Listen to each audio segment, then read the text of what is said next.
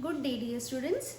In the previous video, we have discussed about kinds of pollination and agents of pollination. And in today's video session, we shall be learning the topic outbreeding devices. Okay. Now, before I actually start with outbreeding devices, let me just brief you all about inbreeding first. Okay. So, what is inbreeding?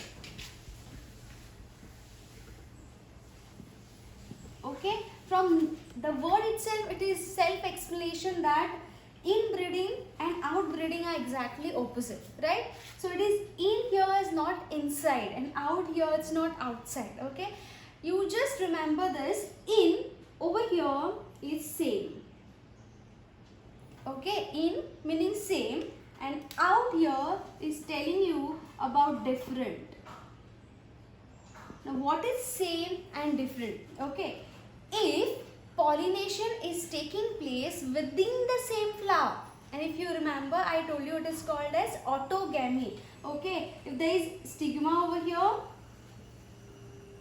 ovary, and then there is anther over here. Okay, release of the pollen from these anther and falling it off on the stigma of the same flower. Okay, then it is self-pollination, and over here it is referred as inbreeding. Okay. Then what is outbreeding is nothing but it is cross-pollination. That is, the anther, or you can say the pollens which are released from the anther is transferred to the stigma of the flower, but different flower. Remember, this is not same flower. Okay, so that is outbreeding. Different word is coming over here. Okay. Now, why there is outbreeding? The thing or the reason behind it is, for example, this is the anther and this is the stigma, right? Pollens are released from the anther each time from the same flower. What will happen? The same genotype will be maintained in the future generation. The upcoming flowers will be of the same qualities. Okay. For example, the anthers are released on the stigma, the same progeny you will get, the same fruit you will get. Okay, same genetic makeup will be repeated, and after the same genetic makeup, the thing which will come over here, the phenomenon which will rise over here is called as inbreeding depression.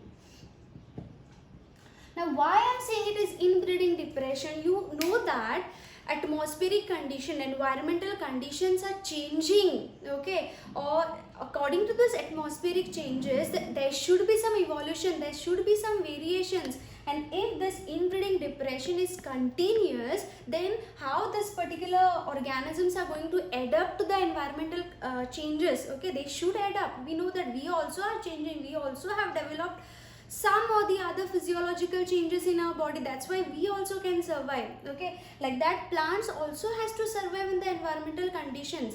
And if suppose self-pollination is continuous, it will lead obviously to inbreeding depression. The future generations won't be cope up with the environmental changes and will lead to inbreeding depression. Okay, in order to prevent this inbreeding depression, plants or flowers have developed some outbreeding devices. Okay, so we are going to discuss these outbreeding devices, which are the types of devices plant or flowers has developed in order to prevent this self-pollination or inbreeding. Okay, and encourage outbreeding or encourage cross-pollination.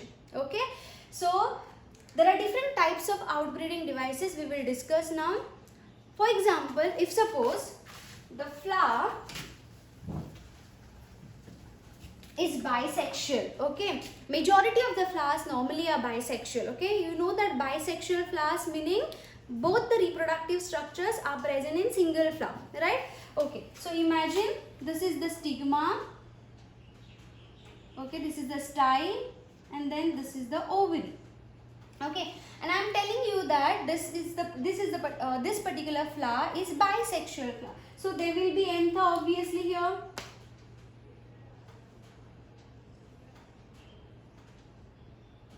Okay, there will be anther here also. There will be many anthers, right? There will one more be anther. Okay, let me draw this much only.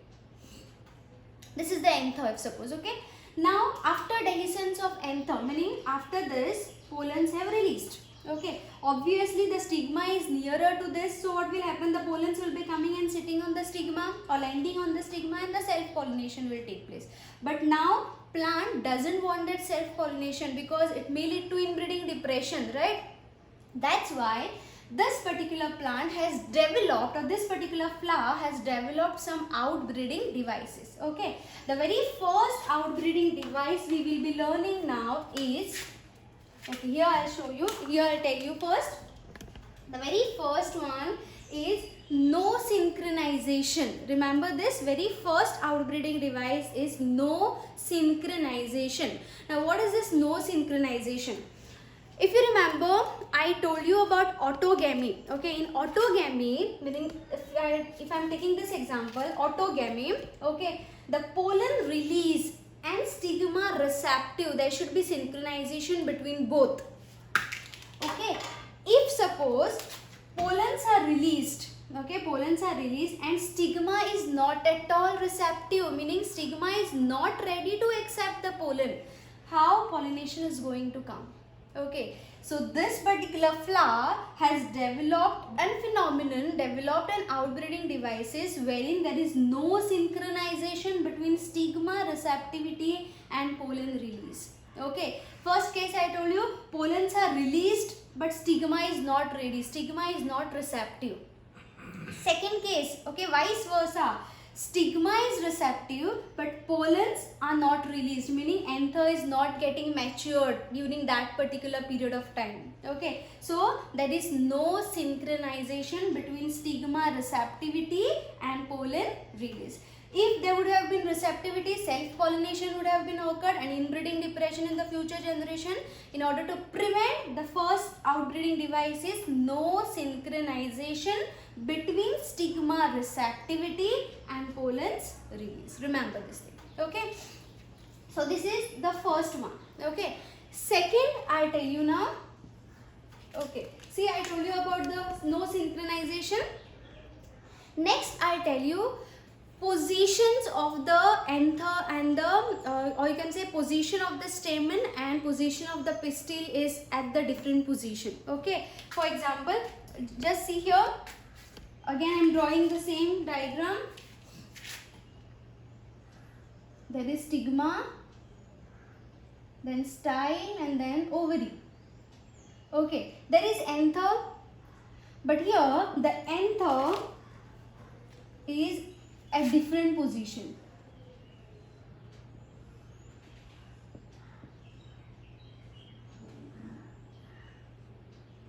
Bilobed anther.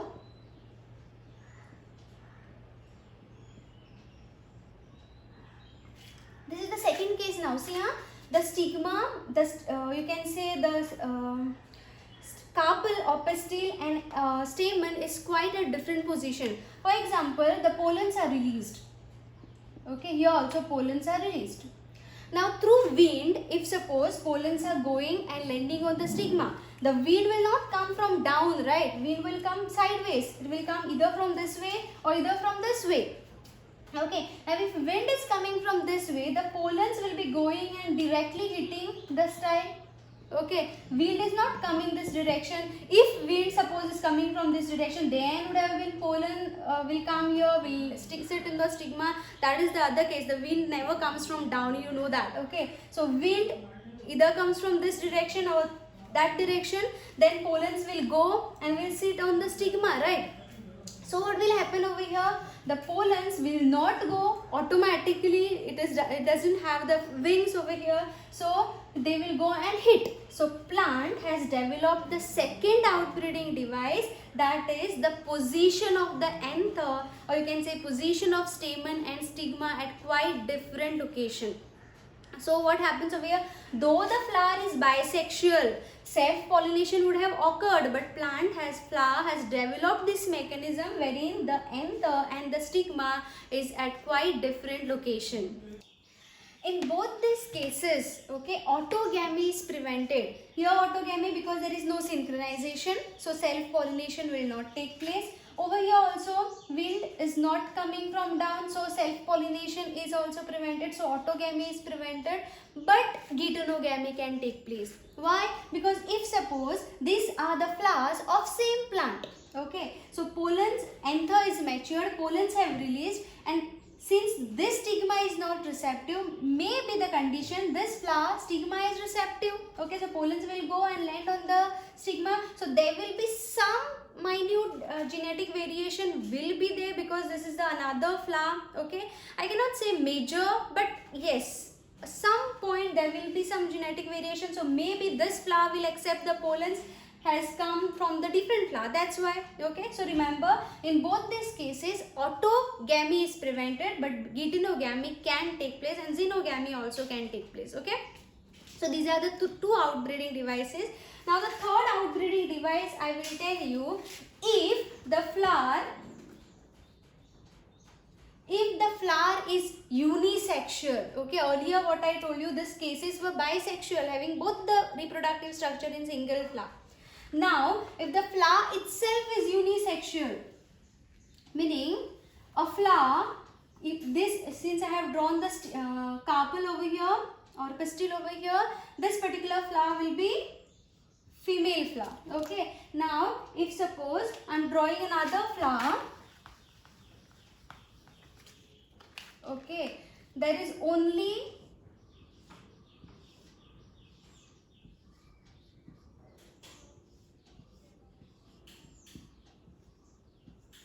okay, so there is only anther, right? So this is male flower, okay. So flower is unisexual, one more outbreeding device over here, okay. If the flower is unisexual, that is male flower and female flower itself is different, and how self pollination is going to occur over here, right? The pollens will be released from this flower, okay, will be moved through wind or any other pollinating agents and will land on the stigma of the different flowers. So obviously autogamy is prevented over here. So this is the third type of outbreeding device, that is production of unisexual flower, okay. So we have seen three now. First one, there was no synchronization between pollen release and stigma receptivity. Second, I told you the stigma, or you can say carpel and stamens, are quite at different positions, so self-pollination can be prevented. Third, I told you production of unisexual flower. And the fourth one, which is very important one, that is, fourth one we'll see now, self incompatibility. Okay, now this self incompatibility is using some genetic process in order to prevent the self pollination, okay. For example, I'll tell you now, the same, I'm drawing a stigma, okay, then there is anther over here,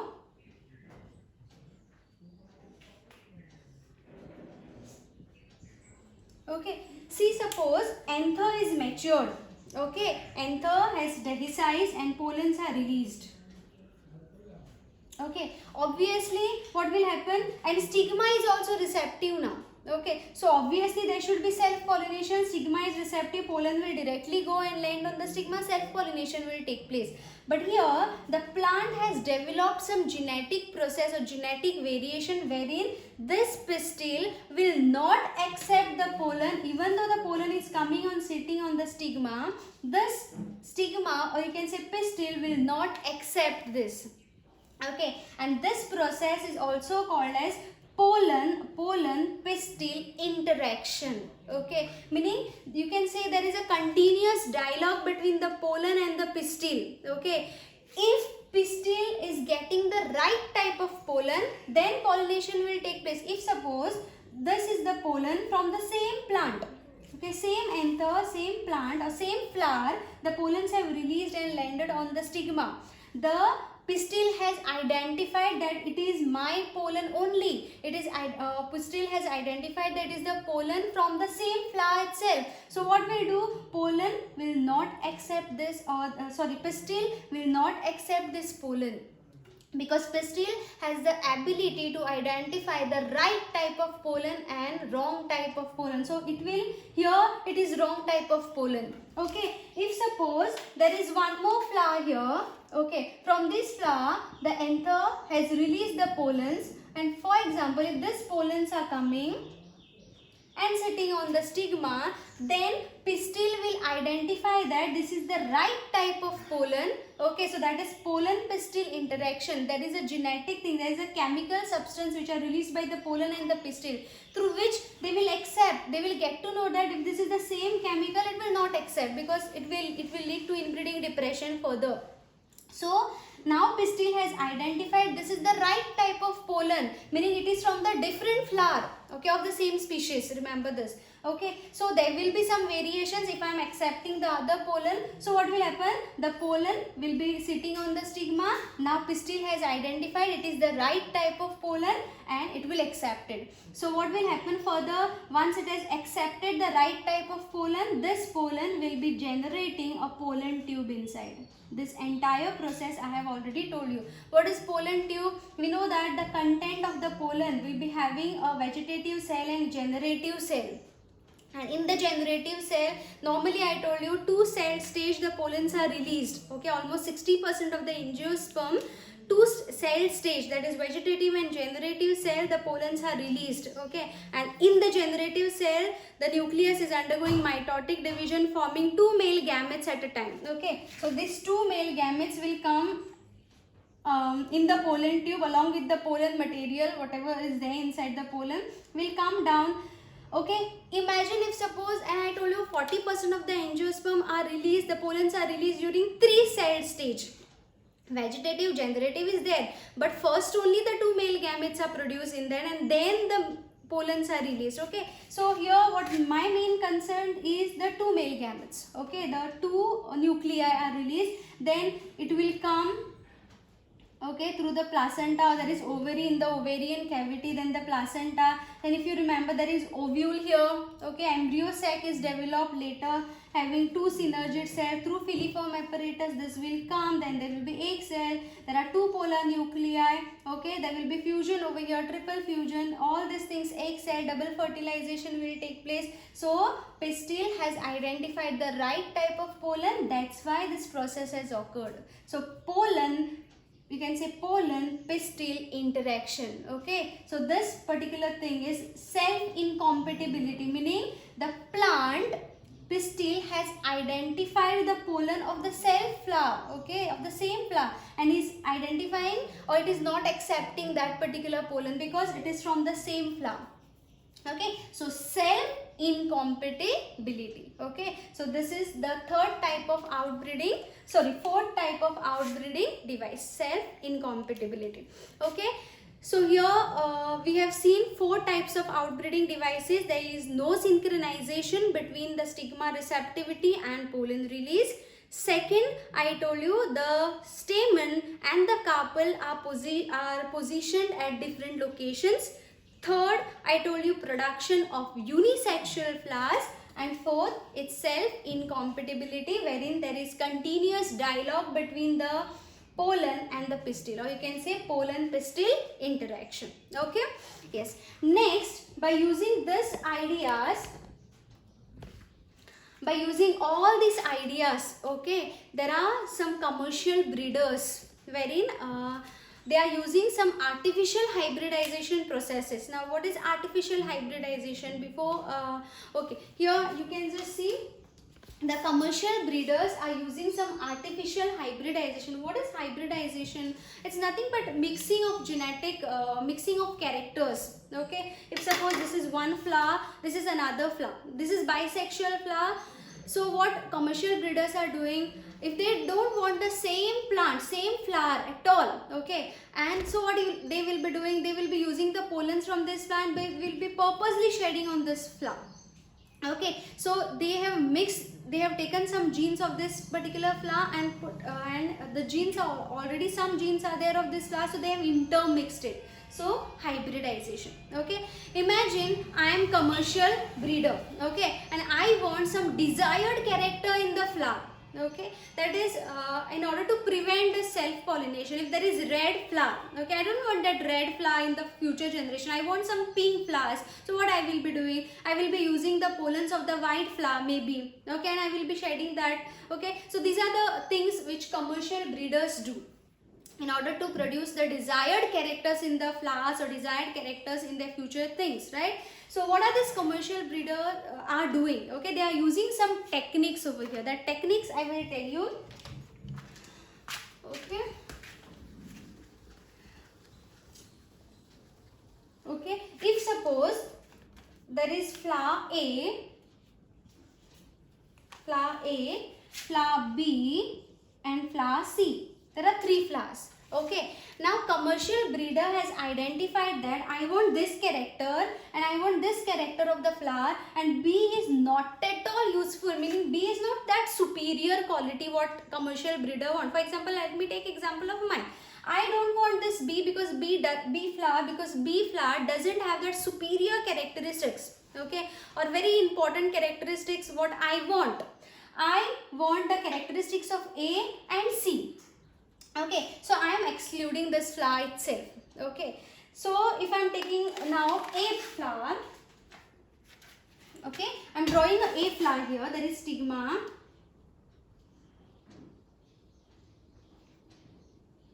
Okay, and there is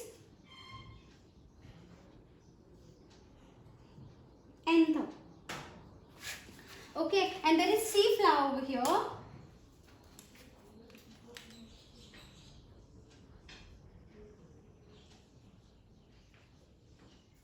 Stigma.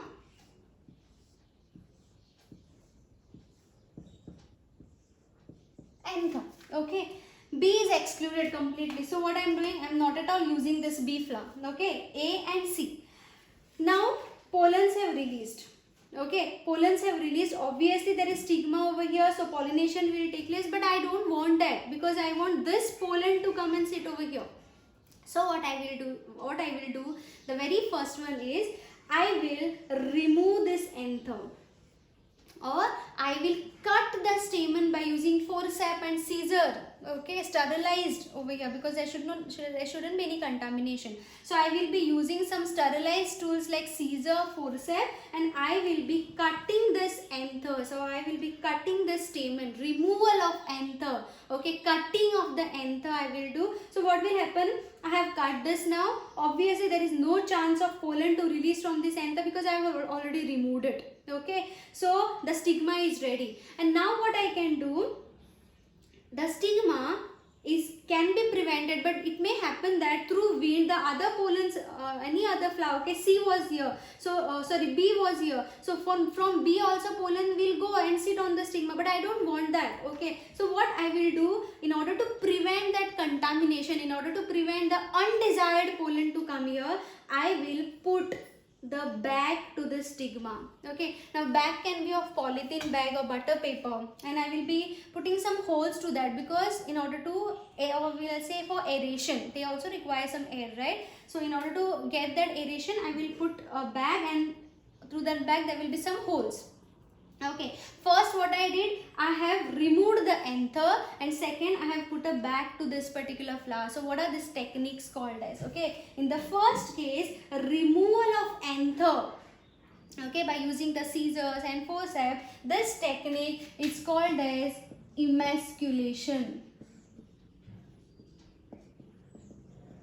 The technique is called as emasculation. What is emasculation? The process of removing the anther or cutting the anther from the bisexual flower, okay, by using scissors or you can say forceps in order to prevent contamination. Okay, that is called as emasculation.